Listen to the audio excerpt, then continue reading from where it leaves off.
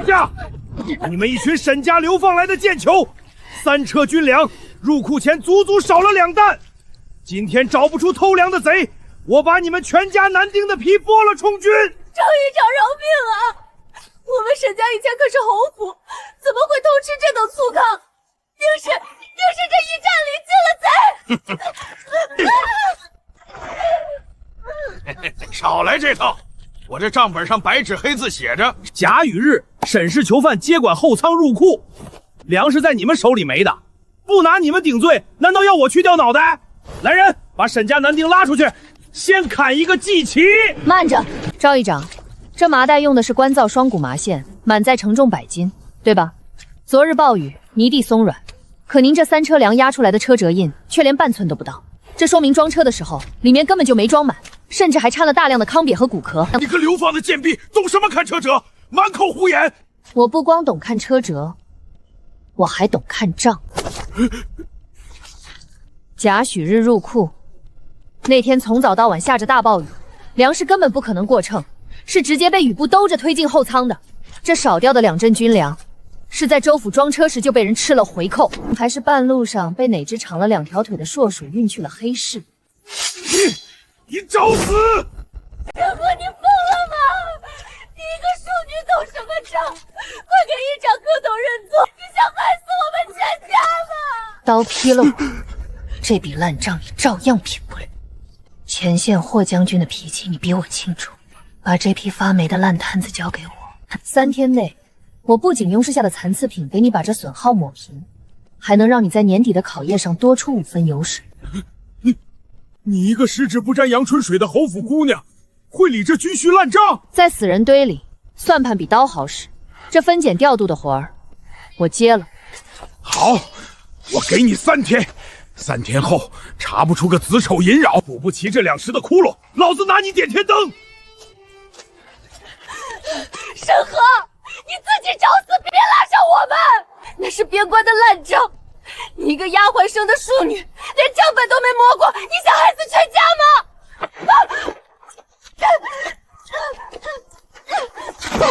睁大你的眼睛看清楚，这是给前线将士保命的粮。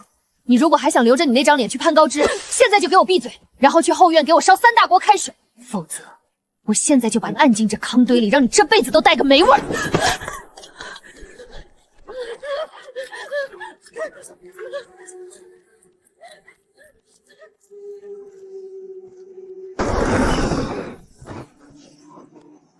小丫头片子大话闪了舌头，这仓里的陈米烂谷连驿站的军口都不止，账本更是乱得像一锅粥，你拿什么凭账？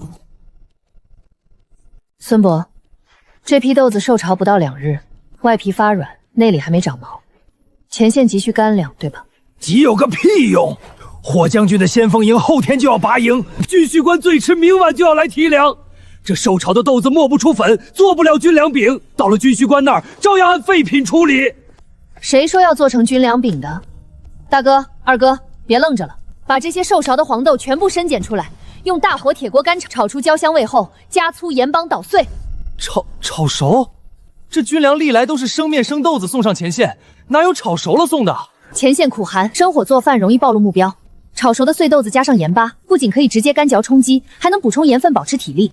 只要我们把这批受潮的豆子加工成免煮的即食军粮，价值比原来的生豆子只高不低。孙伯，按大卫军律，军需物资若经过特殊加工，提升了实用性，不仅不算损耗，还能按特等军需结算，不仅能平掉那2石的窟窿，还能反倒挂账一笔盈余，对不对？你从哪儿学来的这些规矩？从现在起，我的规矩就是规矩。开正仓门，把所有发霉严重的挑出来，跟附近的农户换草木灰和干柴，受潮未坏的全部下锅翻炒。动作快！干了！横竖都是死，听和儿的。三柱，把那边的烂布条抽出来打成绳结。大哥，火候太大，撤火，要保持豆子外脆内干。孙伯，把原本那本烂账给我烧了，拿新纸来。我教你一种新的记账法，保证连一根马毛的去向都清清楚楚。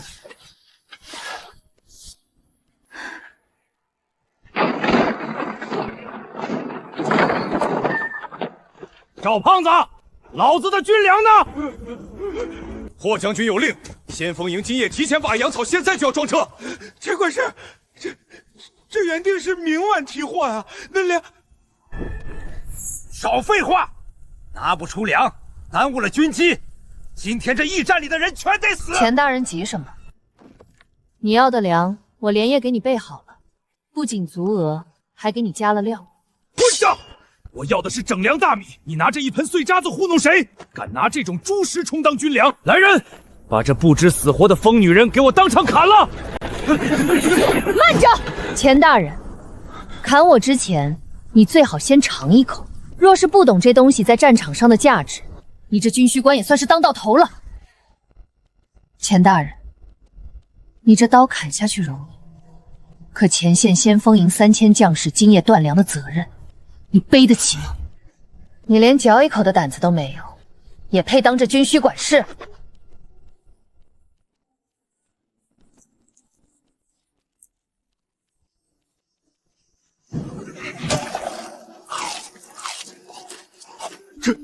这豆子怎么是酥的，还有咸味儿？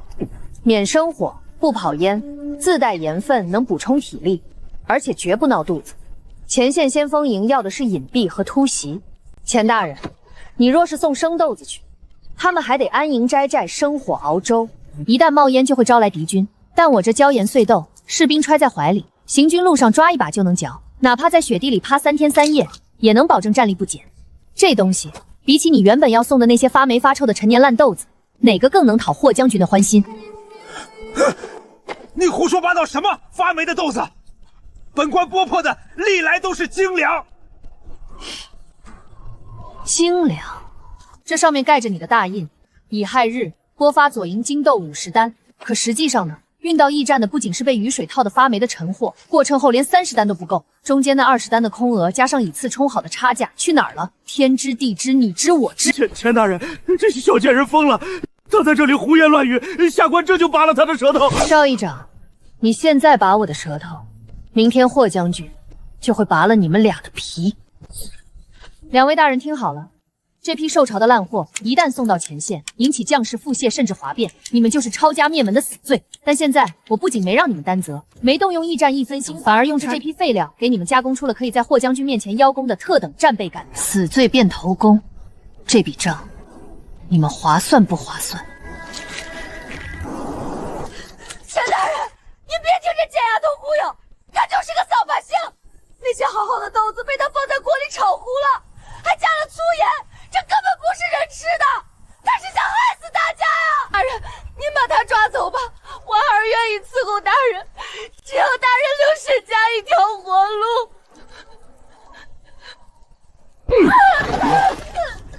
滚开！没长脑子的蠢货！审核是吧？你算盘打得确实精。既然你把这烂摊子缝补好了，本官今天就不杀你，这批粮我带走，算你沈家将功补过。来人，装车！慢着！你还想干什么？真以为我不敢杀你？粮可以带走，功劳你也可以领，但这账不能白平，活儿不能白干。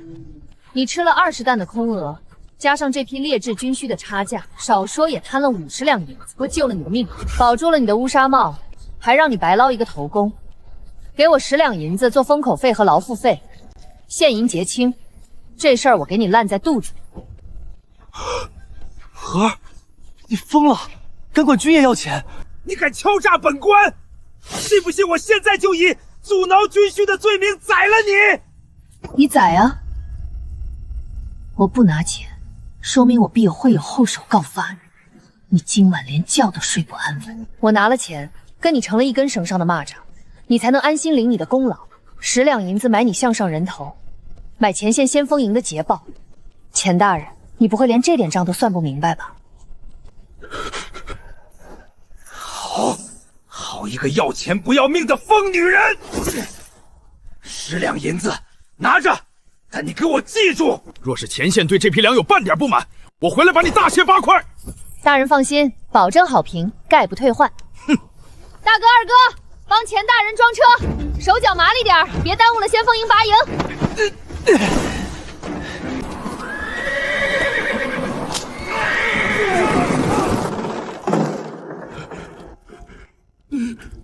你这丫头简直是个活阎王！赵议长过奖了，这2两银子是封口费，贾生日那2时的亏空，我也用这次的盈余在账上给你做平了。从今天起，这后仓的钥匙归我，谁要是再敢拿陈年烂账来找沈家的麻烦，我就直接把账本送到霍将军的大帐。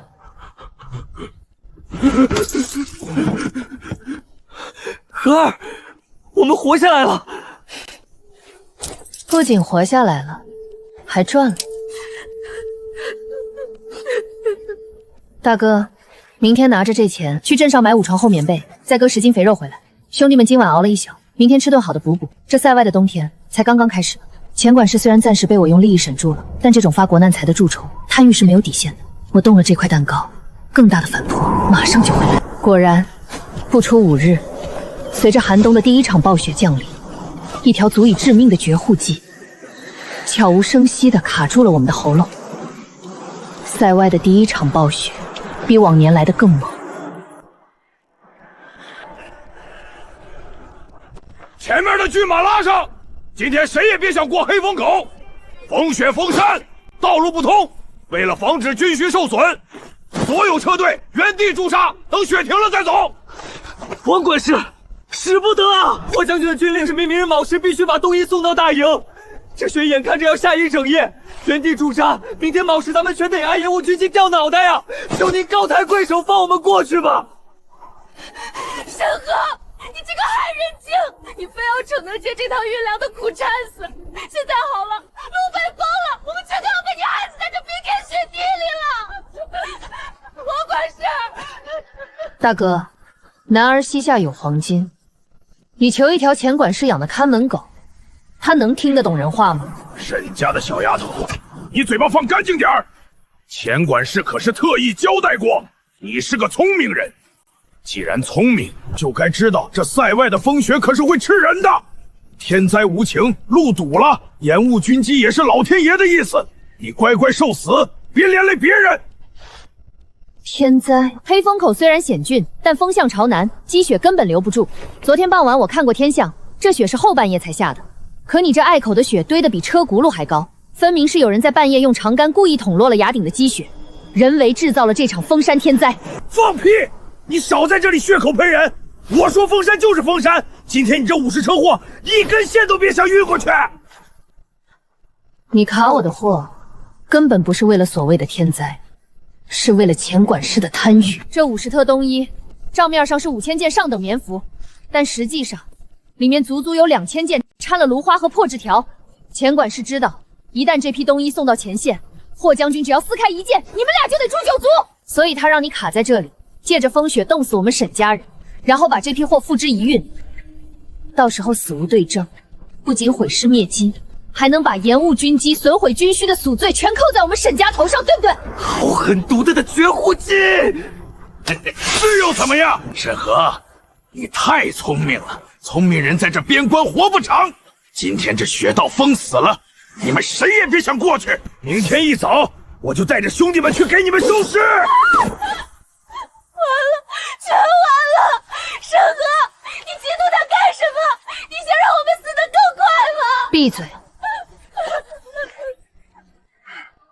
这是什么？大魏兵防物流2碗图，这是我这几天熬夜画出来的。你以为我不知道你们会在黑风口卡我？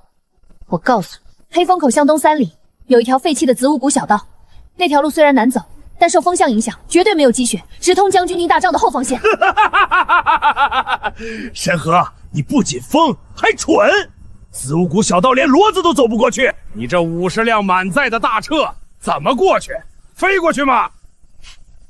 车过不去，但人过得去。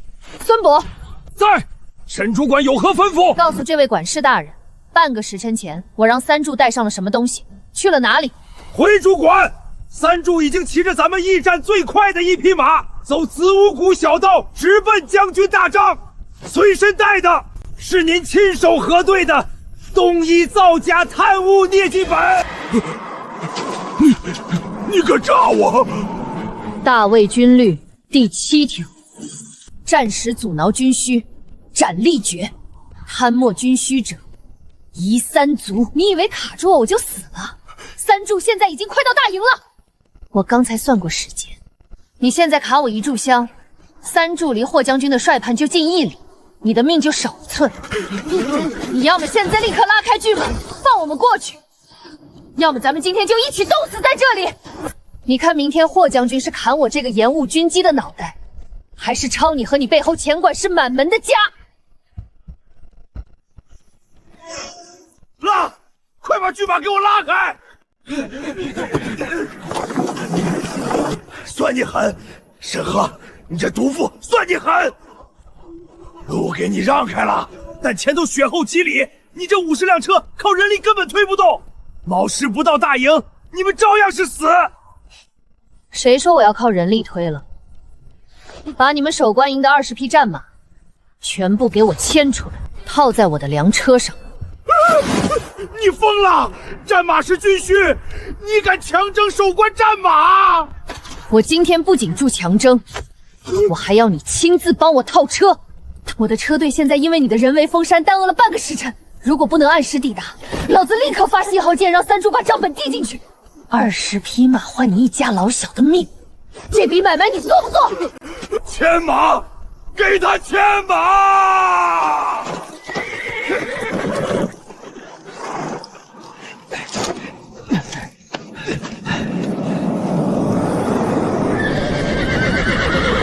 大哥，上车，全速前进！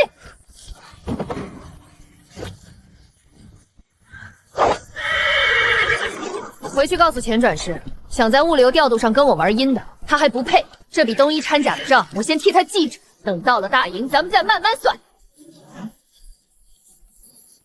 报时一刻，50车东一分毫不差入营。霍将军就是这个毒妇，他不仅私自阻挠军需，还勾结外贼，倒卖前线将士的过冬棉衣。恳请将军立刻将其就地正法，以正军纪。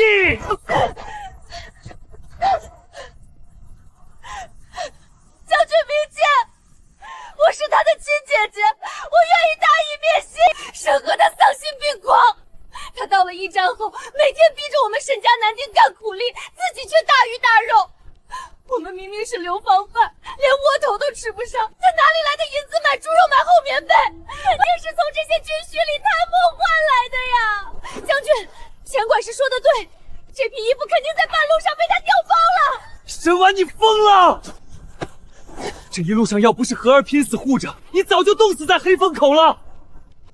你竟然伙同外人诬陷亲妹妹！我没有诬陷，他就是个偷军粮的贼。沈河是吧？钱管事说你贪墨，你姐姐指认你倒卖。这本银库的账簿上也白纸黑字记着你运来的这批冬衣少了整整3000件的斤两，你有何话可说？我无话可说，因为这本来就是一个荒唐的笑话。霍将军，钱管事说我调包了冬衣，那请问这50辆大车上的封条是谁贴的？自然是本官在州府大库贴的封条，但谁知道你用了什么妖法，把里面的好棉花掏空了？承认是你贴的封审条就好。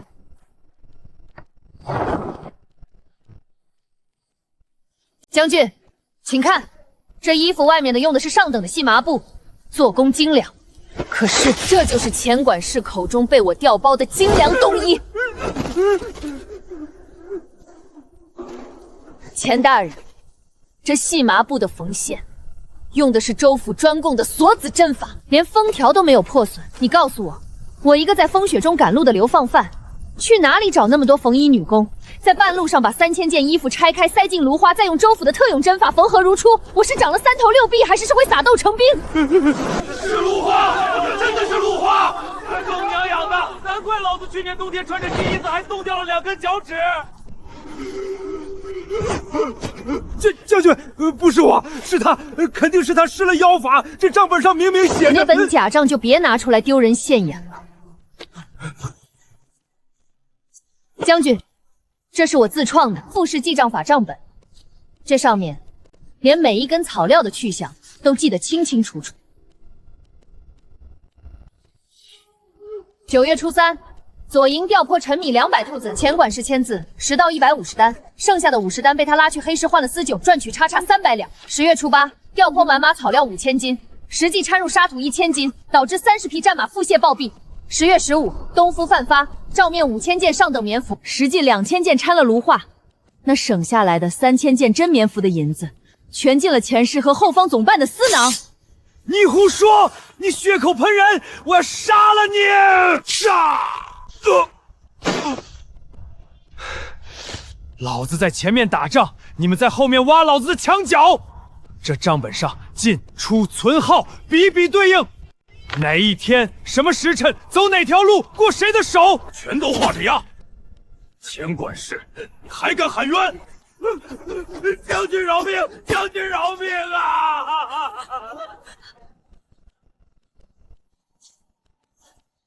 你刚才不是问我哪里来的银子吃肉吗？我现在当着将军的面回答你，我能吃肉，是因为我把他们摊掉的物资窟窿用废品加工补上了，是因为我重新规划了黑风口到大营的物流路线，把原本30%的运损烧降到了0。我靠着优化路线，提升效率，省下来的运费，堂堂正正的买肉给我的伙计们吃，有什么问题？将军，您问我有何话可说？我的话就是，您是要留着这群喝冰血的蛀虫，还是要一条永远不掉链子、损耗最低、效率最高的军粮运输线？好一个不掉链子的军粮线！来人，把钱管事、王管事以及所有涉案的军需官全部拖到辕门外斩立决，人头悬挂3日。将军饶命！至于这个做伪证诬陷县亲妹的女人，将军，好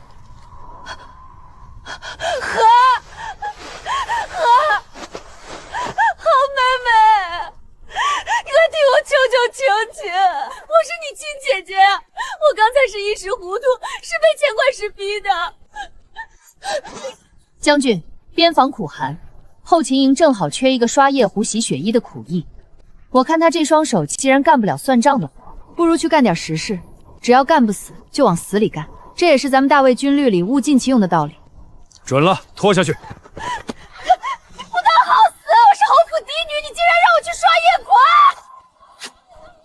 沈河，你一个流放犯，不仅看透了军需的猫腻，还能在绝境中反杀。你这脑子比我手下那些饭桶军师强100倍。从今天起，免去你沈家流放犯的身份。这块令牌你拿着，整个西北大营的军粮线，3个州府的驿站总调度，全交给你管。我给你一个朱须总督的官身，如何？将军的好意，沈河心领了，但官身就不必了。官场规矩太多，碍手碍脚，影响我干活的速度。你不要官，那你想要什么？我要整个西北军粮线的独家承包权。将军只要记住，只要有我在一天，这大西北的粮草就不会断，您的兵就不用饿着肚子打仗。但规矩咱们得提前定好，以后凡是我经手的物资，运费、调度费、加工费1分都不能少，货到付款，该不赊账。这笔买卖您做不做？甲字号舱满，封红签，上2号栈道。乙号车队装卸完毕，检查防水油布，3刻钟后出发，送往白狼关。丙字号收的药材是谁验的货？这当亏受潮了没摸出来吗？退回去，打回原籍，扣3分信誉点。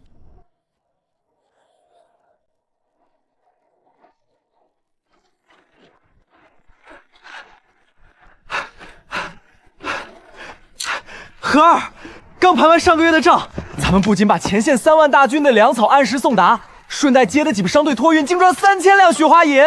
3000两啊！咱们沈家以前在京城侯府1年装上的进线也没这么多。大哥，眼皮子别这么浅，3000两就把你高兴成这样？你仔细看看丙字号账本，咱们上个月的运输损耗率是多少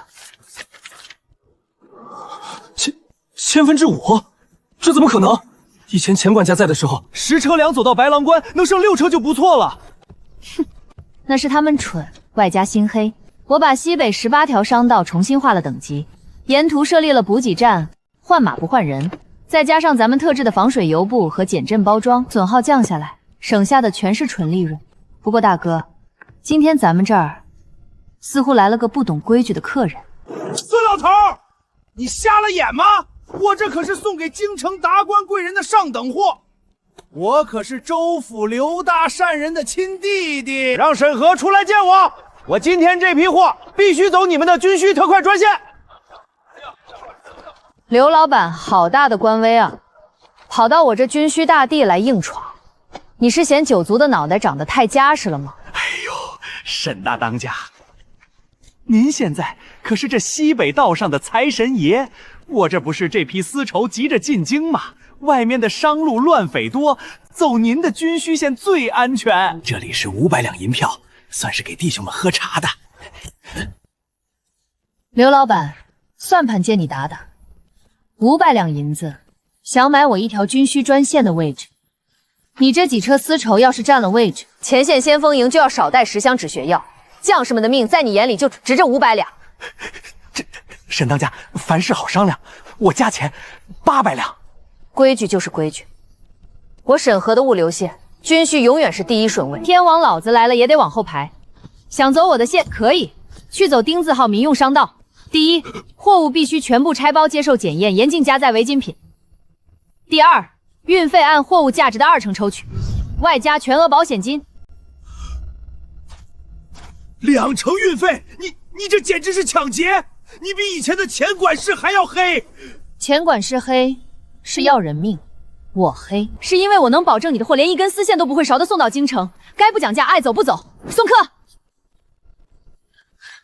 我不干了，我死也不干了！凭什么让我刷这臭气熏天的夜壶？我是侯府嫡女，我是金枝玉叶。老实点，92号苦役，你今天的50个夜壶还没刷完呢。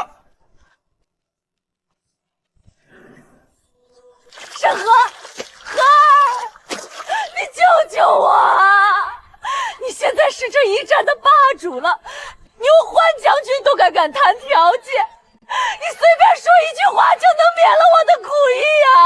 我是你亲姐姐，你怎么能眼睁看着我干这种下贱的活儿？亲姐姐，当初在赵议长面前说我偷吃军粮要砍我头的是谁？在大张前给钱管事做伪证，非要置我于死地的又是谁？沈婉，你的侯府嫡女梦在被流放的那一天就该醒。这里是边关，不看出身，只看你有没有用。我会算账，我可以帮你管仓库，我不比你差。你会算账？那我问你，一车精米500斤，从白狼关到玉门关，途经3处风口。若遇大雨连面，用麻布和油布混合包装的吸水类是多少？马匹在泥泞路面的饲料消耗比平时高几成？如何调度才能保证在死线前抵达，且不发生霉变？你连最基础的物流耗损公式都不知道，你管什么仓库？去管别人拉出来的屎吧！孙伯，带他回去，今天刷不完夜壶，扣发他那份掺了馊馊馒头。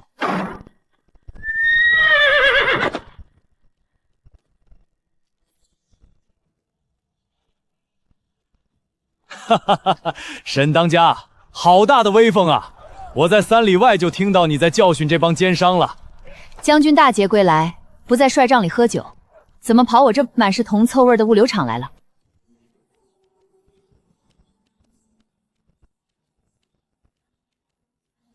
沈河，本将今天来是跟你谈一笔大买卖的，10万大军，明日拔营，直捣黄龙。